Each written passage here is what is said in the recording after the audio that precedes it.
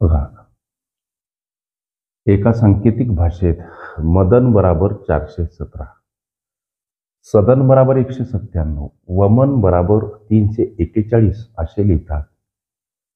तर त्याच भाषेत वसन हा शब्द कसा लिहावा असा प्रश्न आहे. प्रश्न पुन्हा एकदा नीट ऐका. एका सांकेतिक भाषेत मदन बराबर 417, सदन बराबर 197 आणि वमन बराबर 341 असे लिहितात. तर त्याच सांकेतिक भाषेमध्ये वसन हा शब्द कसा लिहाल असा आपल्याला प्रश्न केला. लक्ष द्या. या प्रश्नाचं उत्तर लगेच एका मिनिटात. बघा कसं इथं लिहितो मी. हे मदन, मदन मध्ये 3 अक्षर म, द आणि न. लक्ष द्या. त्याच्यानंतर मदन हा शब्द गणित म्हणते 417 असा लिहितात. हे सर्व अंक जसे की थोड्या अंतरावर लिहा, जसे हे अक्षर लिहिले. सदन हा शब्द, लक्ष द्या, सदन हा शब्द गणित म्हणते 197 असा लिहितात, 197 असा लिहितात. तर वमन पुढे सांगितलं तर वमन हा शब्द 341 असा लिहितात, 341 असा लिहितात. प्रश्न विचारला वसन हा शब्द कसा लिहावा. आता लक्ष द्या. बघा आता या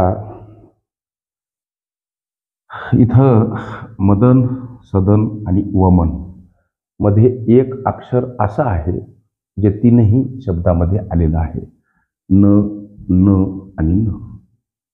ओके.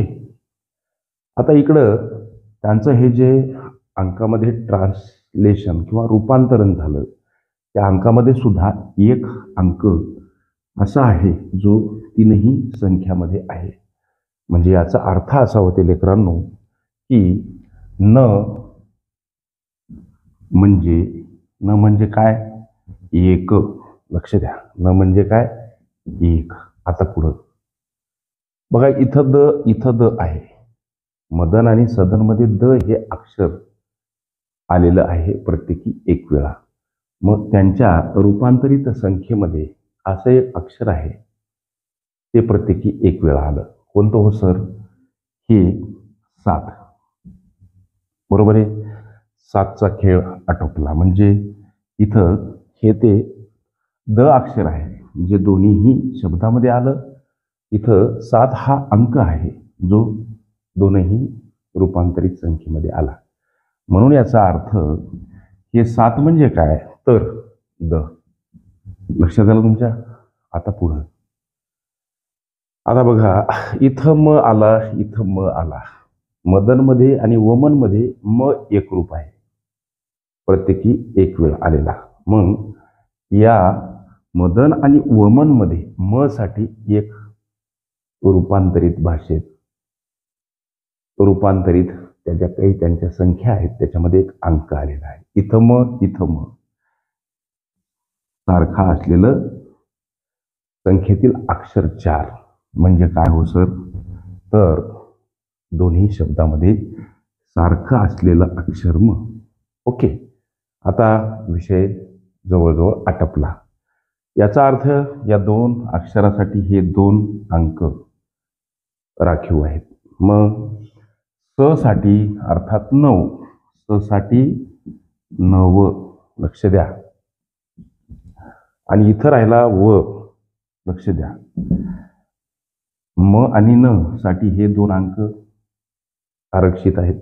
ओके. राहिला व साठी 3 एकटा. अर्थ असा व बराबर काय हो सर? 3. प्रश्न काय विचारला आता? वसन हा शब्द कसा लिहावा. मग इथे लिहा व, स, न. आता लिहा व म्हणजे काय हो? 3. लिहा वच्या खाली 3. स म्हणजे काय हो सर? स च्या खाली स म्हणजे 9. आणि न म्हणजे काय तर न साठी 1 हा अंक आहे. ओके. म्हणजे न म्हणजे 1. हे 9 जरा व्यवस्थित करा. 391 हे या प्रश्नाचं काय आहे लेकरांनो? उत्तर आहे 391.